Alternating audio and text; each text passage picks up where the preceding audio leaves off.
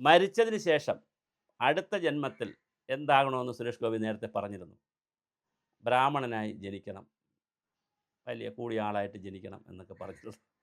ഇപ്പം ആശാൻ ഒരു അടി അടിച്ചിട്ടുണ്ട്.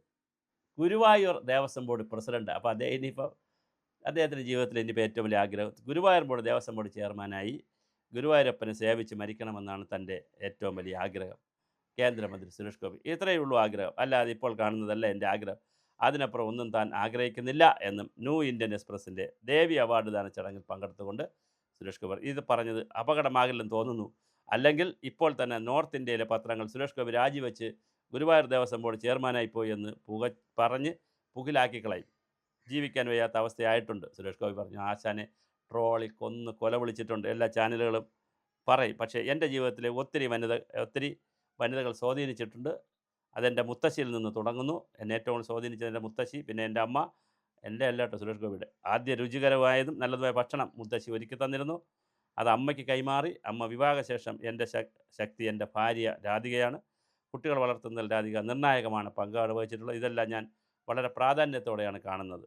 ഞാൻ എൻ്റെ വരുമാന രേഖകൾ പരിശോധിച്ചാൽ ഞാൻ എൻ്റെ ഭാര്യയ്ക്ക് നൽകുന്ന പ്രാധാന്യം മനസ്സിലാവും. അവർക്ക് ഒരുപാട് പൈസയൊക്കെ കൊടുക്കും. എൻ്റെ പേരിലൊരു ഫ്ലാറ്റ് ഉണ്ടെങ്കിൽ അതിൻ്റെ ഒരു നില എൻ്റെ പേരിലും അടുത്തത് എൻ്റെ ഭാര്യയുടെ പേരിലായിരിക്കും. പക്ഷേ സുരേഷ് ഗോപി സാറേ വേറെ ഒരുപാട് പേരെ എനിക്കറിയാം. മൊത്തം ഉള്ളതെല്ലാം ഭാര്യയുടെ പേരിൽ എഴുതിയിരിക്കുന്ന ഒരുപാട് പേരെ അറിയാം. സ്വന്തം പേരിലില്ലാത്ത ഒരുപാട് പേരെ നമുക്കറിയാം. അതുകൊണ്ട് ആ തള്ള് വേണ്ട. അതുപോലെ തന്നെ മന്ത്രിസ്ഥാനം ഒഴിഞ്ഞ് ബാക്കി എല്ലാ മേഖലയിലും ഭാര്യയ്ക്ക് തുല്യമായ പങ്ക് കൃത്യമായ രേഖ വരച്ചു വെച്ചിട്ടുണ്ട്. എൻ്റെ ഹൃദയത്തിലും ആ രേഖയുണ്ട്. രാഷ്ട്രീയ പ്രവർത്തനമാകാനുള്ള യോഗ്യത ആത്മാർത്ഥമുള്ളതാകണമെന്നും ഈ യോഗ്യത കൊണ്ടിൽ ശത്രുക്കൾ നമ്മൾ കണ്ട് ഭയപ്പെടുമെന്നും അദ്ദേഹം പറഞ്ഞു. 11 മലയാളി സ്ത്രീരത്നങ്ങൾക്ക് ആദരം കൊടുക്കുന്ന ന്യൂ ഇന്ത്യൻ എക്സ്പ്രസിൻ്റെ പരിപാടിയിലാണ് സുരേഷ് ഗോപി ഇങ്ങനെ പറഞ്ഞത്. അദ്ദേഹത്തിന് വളരെ വലിയ ഒരാഗ്രഹമാണ് ഗുരുവായൂർ ദേവസ്വത്തെ ഇരുന്ന് ഗുരുവായൂരപ്പനെ ദിവസവും കാണണം. പക്ഷെ അപ്പോൾ ഒരു സംശയമുള്ളത്, ദേവസ്വം ബോർഡ് പ്രസിഡൻ്റായാൽ മാത്രമേ ഗുരുവായൂരപ്പൻ എന്നും കാണാൻ കഴിയുകയുള്ളൂ. അതിനേക്കാൾ നല്ലത് ഗുരുവായൂരിലൊരു ഫ്ലാറ്റ് എടുത്ത് നേരിട്ട് ദിവസവും എല്ലാ ദിവസവും പോയി ഗുരുവായൂരപ്പനെ സേവിച്ചുകൂടെ? അതിന് ദേവസ്വം ബോർഡ് പ്രസിഡൻ്റ് ആകേണ്ട കാര്യമില്ലല്ലോ. പക്ഷേ എന്തായാലും ദേവസ്വം ബോർഡ് പ്രസിഡൻ്റ് ആകണം എന്നാണ് സുരേഷ് ഗോപിയുടെ ഏറ്റവും വലിയ ആഗ്രഹം. അദ്ദേഹത്തിൻ്റെ ആഗ്രഹം സാധിക്കട്ടെ. അടുത്ത ജന്മത്തിൽ ബ്രാഹ്മണനാകും, ഈ ജന്മത്തിൽ ദേവസ്വം ബോർഡ് പ്രസിഡൻറ്റ്. എന്തായാലും അദ്ദേഹം ഇത് രാജിവെച്ചു എന്ന് നമുക്കിനി ന്യൂസ് കൊടുക്കാൻ പറ്റത്തില്ല.